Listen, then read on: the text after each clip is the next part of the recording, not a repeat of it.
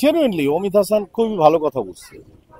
আসলে আগাগোড়াই শিল্পীরা, আমি যখন 90-তে ঢুকি, মোস্ট অবলি একদম এ ক্যাটাগরি, এ ক্লাস ক্যাটাগরির এবিসিডি এই লেভেল কিন্তু আল্লাহ সুবহানাহু ওয়া তাআলা সৃষ্টি জগৎ থেকে সৃষ্টি করেছে। হুম, বড়লোক সব কিছু এগুলি করেছে। এই ক্যাটাগরির শিল্পী যদি আমি এসে চিন্তা করেছিলাম যে প্রায় 100+ ছিল, আর অন্য অন্য সেক্টরে সব মিলে 300 ছিল। একটা সময় গিয়ে এটা 60 জন চলে আসে। এখন হাতে গোনা 22 থেকে 25 জন শিল্পী আছে হয়তোবা, আর সবাই ইন্তেকাল করেছেন, আল্লাহ জান্নাত নসিব করুন। আর যারা বেঁচে আছেন সাবানা আপা থেকেও নাই। এবং এই 22-23 জন আমার মনে হয়, আমি যদি ভুল না করি, 30 জন হবে কি আমি খুব সন্দিহান হবে। আমাদের লেভেলটা যদি ধরো তো 30 জন হবে কিনা আমার সন্দিহান। আর যারা এখন দৌড়াচ্ছে, যারা সমিতিতে ইয়ে করছে, তারা শুধুই ভাইরালের হওয়ার জন্য চেষ্টা করছে। এবং তাদের টার্গেটটা কি? সমিতির মসনদটা দখল করা এবং এইটাকে ভিন্ন খাতে ব্যয় করা। তার মধ্যে থেকে অবভিয়াসলি ভাবে মিশা ওয়ান অফ দ্যাম। সে খুবই ভালো আর্টিস্ট এবং এ ক্যাটাগরির আর্টিস্ট, মানে অবশ্যই সুপার ক্যাটাগরির আর্টিস্ট, আমি ডেফিনেটলি তাকে বলব। তো হয় কি, এই যে ব্যাড পলিটিক্সগুলি শিল্পী সমিতিটাকে একদম ধ্বংস করে দিয়েছে।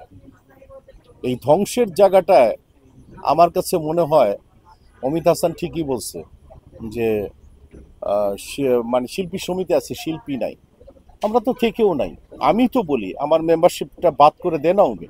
মিশাকে আমি বলছি, তুই আমার মেম্বারশিপটা অফ করে দে তো মিশা, তুই আমার রাখিস না, আমি থাকতে চাই না। থাকলেই কেউ না কেউ প্রশ্ন করবে, আপনি কি প্রেসিডেন্ট ইলেকশন করবেন, আমাকে নিয়ে অমুক। আমি থাকবো না, জিজ্ঞাসা করবে না কেউ। আমার এখন ইচ্ছাও হয় না শিল্পী সমিতিতে থাকার।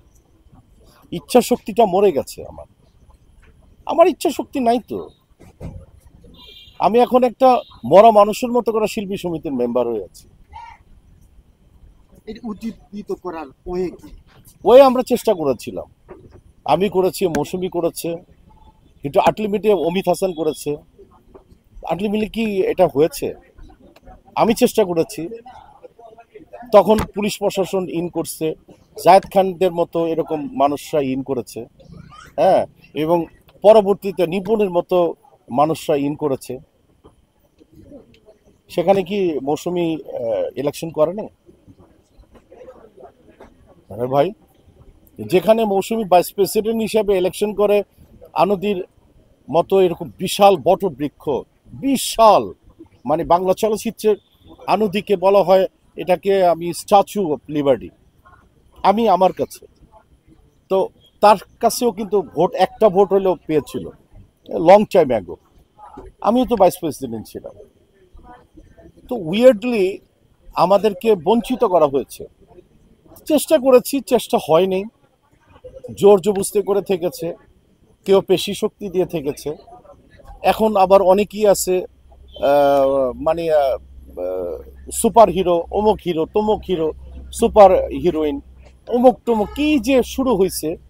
কিন্তু ভাই আমার এখন আমি মানুষকে বলি যে ভাই আমার কেউ সুপারস্টার বললেন না, আমার এখন লজ্জা লাগে নিজের কাছে। আমার ভাই কোনো কথা না, আমি সেরফ ওমর সানি, আমি সেরফ ওমর সানি।